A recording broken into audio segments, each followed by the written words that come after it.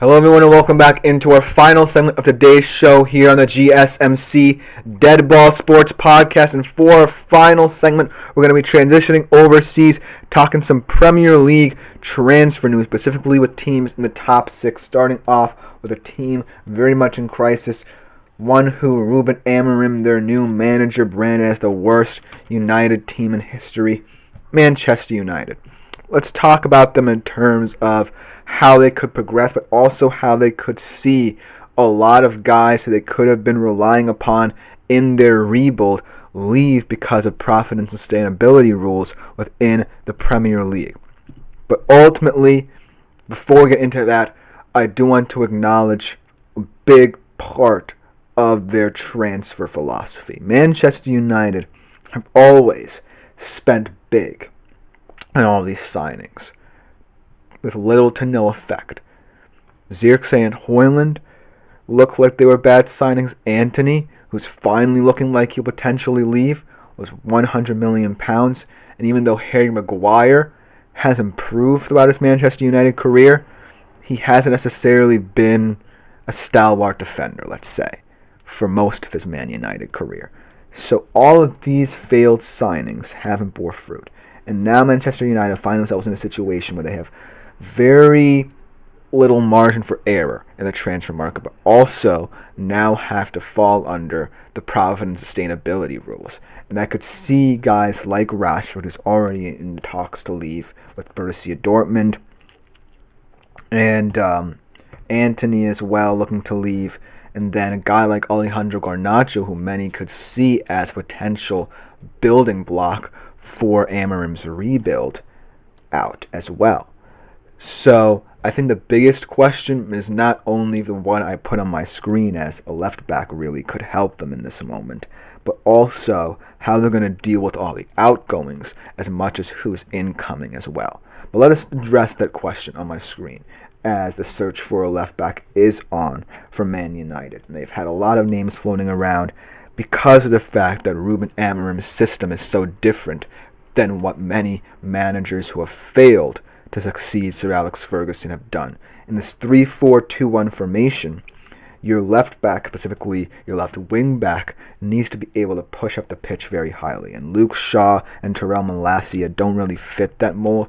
Yes, Malacia can do it and did kind of do it in his tenure at Ajax, but both of them have been out with injuries for very much of their United careers and haven't really been effective.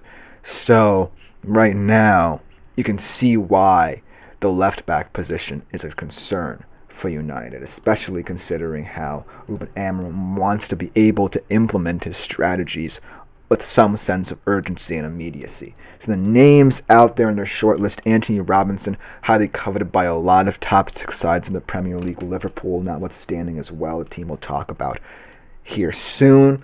And then Milos Kerkez, who I think is the better option, the Bournemouth left back, who's had an incredible season.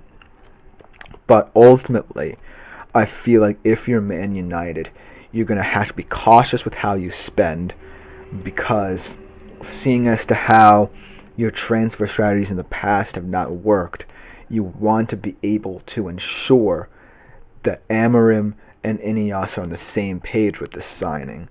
So whether it be Robinson or Kerkez, you don't want to dish out too much cash, even though both Fulham and Bournemouth are looking for it in their own pushes up the table. But ultimately, it's going to come down to how United look throughout the rest of the transfer deadline and how many outgoings could be seen with this team. It's not just Marcus Rashford, it's not just Antony, it's not just Garnacho, but it's some guys who failed them already, like Casemiro as well. Could Harry Maguire finally leave? Victor Lindelof's contract is expiring. So all of these outgoings, how they could affect Man United's transfer strategy, searching for that left back as well. But let's stop talking about them, because I think a lot of Man United fans are too much in pain to even think about transfer news. In addition to a team seemingly always in the mix in the transfer window, Manchester City. Now, Manchester City are a team that I feel like, since I wrote my notes, have been the busiest of the transfer window. And this question kind of makes me look a little bit silly, as most of their business is already done in terms of how people thought they would attack the window, their top 3 targets already being all but wrapped up. But I do think that it's now going to be about integrating into the squad. So let's talk about all 3 of those players. First and foremost, the man on my screen, Omar Marmoush, an incredible athlete coming from the Bundesliga, had a prolific start to his campaign with Eintracht Frankfurt this season, and seemingly fitting in very nicely in this Manchester City winger rotation. Seemingly could be seen as the new Riyad Mahrez in terms of his profile on the pitch and how he plays on the wing.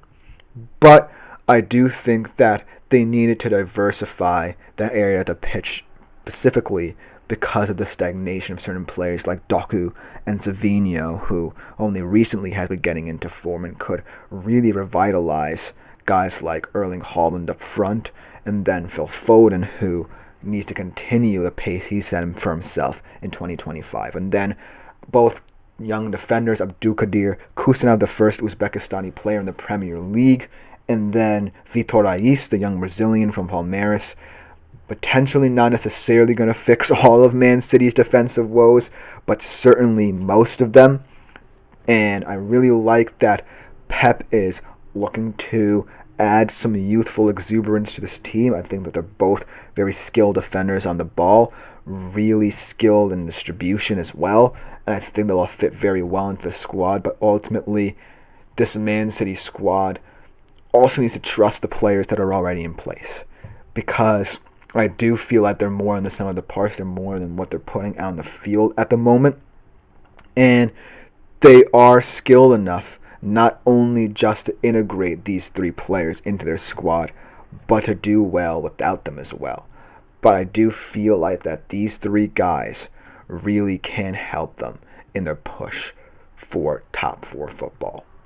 And I feel like this Man City team is not as bad as well as people think. It's just that a lot of injuries have befallen them, specifically that season-ending one to Rodri.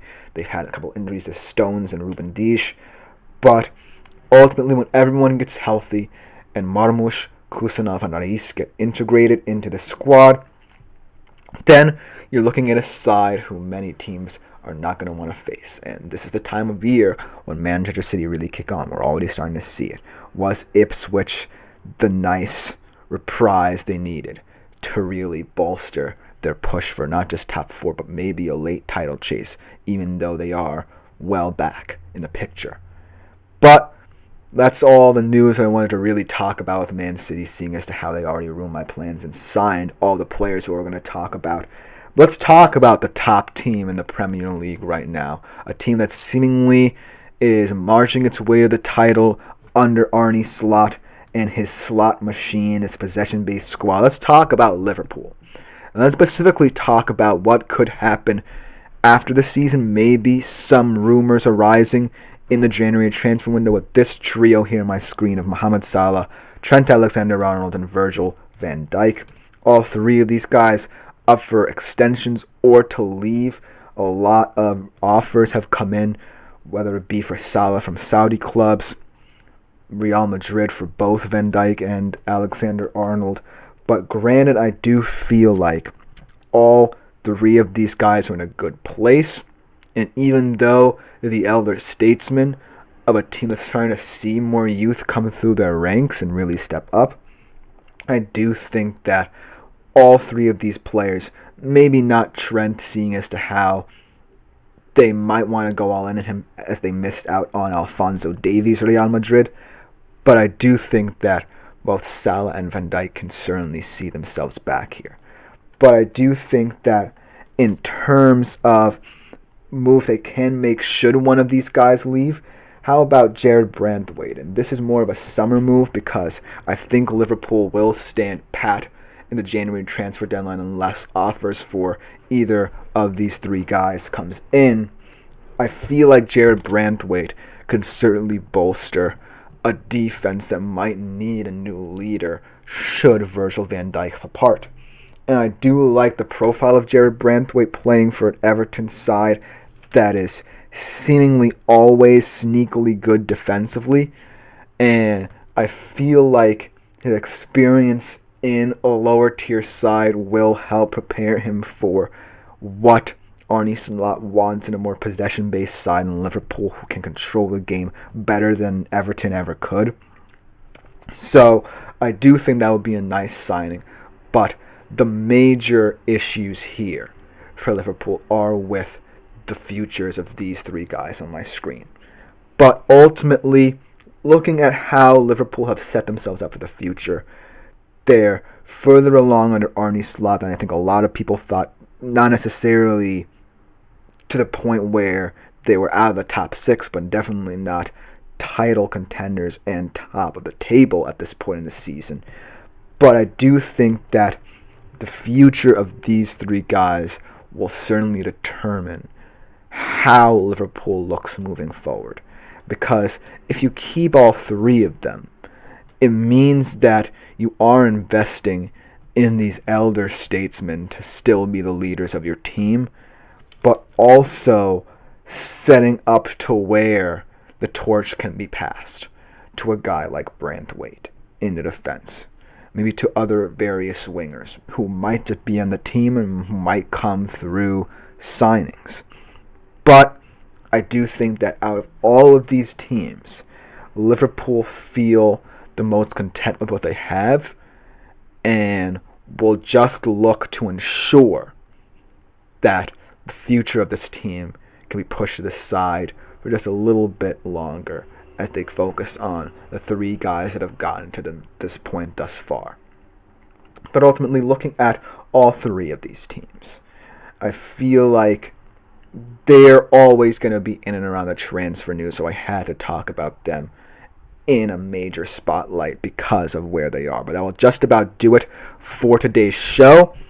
This has been the GSMC Deadball Sports Podcast, brought to you as always by the GSMC Sports Network. I've been your host, Christopher Shepard. Thank you all for tuning in. We'll be back here tomorrow, as always, at 3:30 p.m. Eastern Standard Time. Like, follow, and subscribe.